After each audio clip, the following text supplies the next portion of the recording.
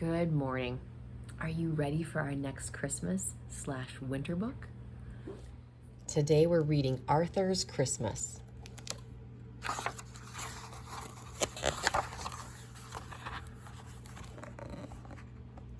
For my grandma Thora, who taught me about giving. Aww. Arthur and DW had been in the drugstore a long time. For heaven's sake, DW said, this store is full of presents. Pick one and let's go. It has to be just right, said Arthur. I want Santa to like it. Well, hurry up, said DW. I want to get home and see if Grandma's there and how many presents she brought me. Uh-oh.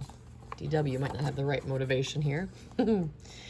At home, DW added 10 more things she wanted to her Christmas list and copied it over in red pencil. Arthur and DW cheered when they heard the car in the driveway. Grandma, are there presents in there for me? Asked DW. Grandma, do you think Santa would like new mittens or gloves? Asked Arthur. Whatever happened to hello, I'm glad to see you, said Grandma Thora. After dinner, everyone relaxed. Look, said DW, I teach Killer a trick. Taught, said Grandma. You taught Killer a trick. But DW didn't hear. She had seen something on television to add to her list. Arthur, what's the matter? Asked Grandma. I haven't found the right gift for Santa, said Arthur. Only 2 shopping days left, reminded DW. So helpful. The next day, Arthur, DW, and their friends went shopping. Killer went too. Arthur searched the entire store and still couldn't find the perfect gift for Santa. What's the big problem, asked DW. I can see 100 things I want. Let's go tell Santa. Santa, what would you like for Christmas? Asked Arthur. Ho, ho, ho, laughed Santa. You just leave the giving to me. DW had her picture taken, patting Santa's tummy. Buster was next. Santa, be careful coming down the chimney at our house. My parents always forget to put out the fire.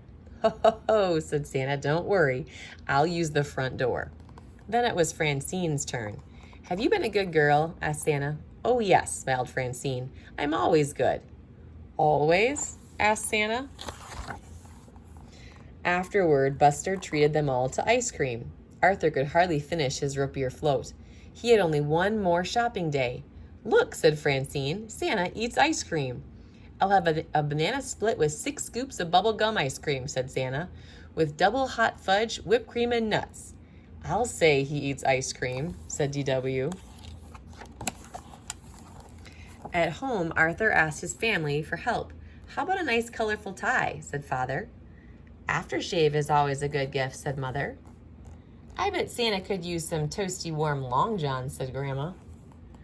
Arthur, you're taking this shopping too seriously, said DW. Just do what I do. Get everyone the same thing. That afternoon, everyone was getting ready to go caroling. But Arthur didn't have time for Christmas carols. Time was running out.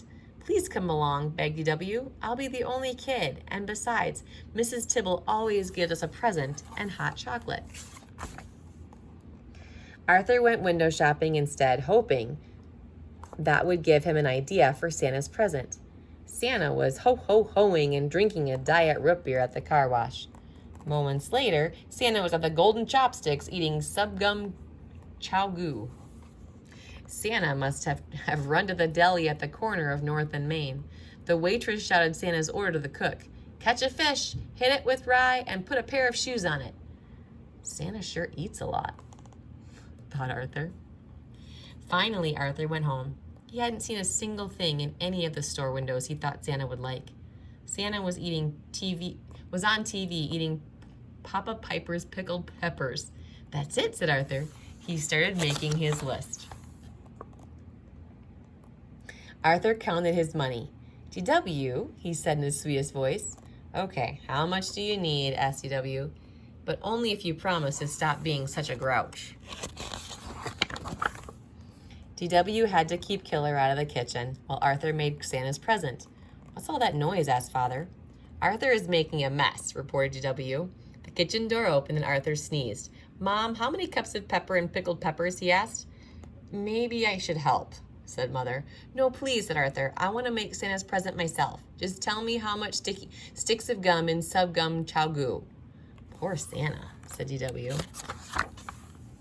Hours later, Arthur whistled while he set the table for Santa. What's that? Asked Father. Pickled peppers, a hot fudge sundae on bubblegum ice cream, and subgum chow goo. I sort of combined Santa's favorite foods, Arthur explained. What's that big lumpy thing that's moving? Asked Grandma. A pizza to go, said Arthur, with everything on it. If you want Santa to come, you'd better go to bed, said Mother. If we want Santa to come, thought DW, we better do something about that food. DW couldn't fall asleep. I have to do something, she thought. Poor Arthur's worked so hard. But if Santa gets one whiff of Arthur's present, he'll never set foot in the dining room, much less eat any of it. Careful to miss the squeaky step, DW tiptoed downstairs in the dark. The next morning, Arthur was the first one up. Santa ate it all, he cried, and he left a note. Dear Arthur, you were so nice to take the time to find out my favorite foods and make them. Thank you. You also teached me about the Christmas spirit. Love, Santa. P.S. Aren't you lucky to have such a nice little sister? Okay, number 1. That was super sweet that Arthur wanted to leave a Christmas gift for Santa. That was also super sweet that DW wanted to make sure that it looked like the food had been eaten and to leave a note of thanks. I love this so much, which leads to what both Arthur and DW showed us in this story. The gold nugget is, I am other person oriented.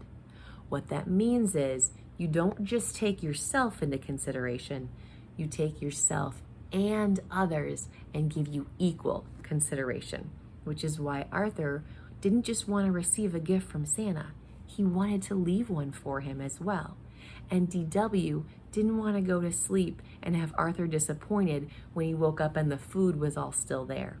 She wanted to take care of it so it would look to him like Santa had eaten it.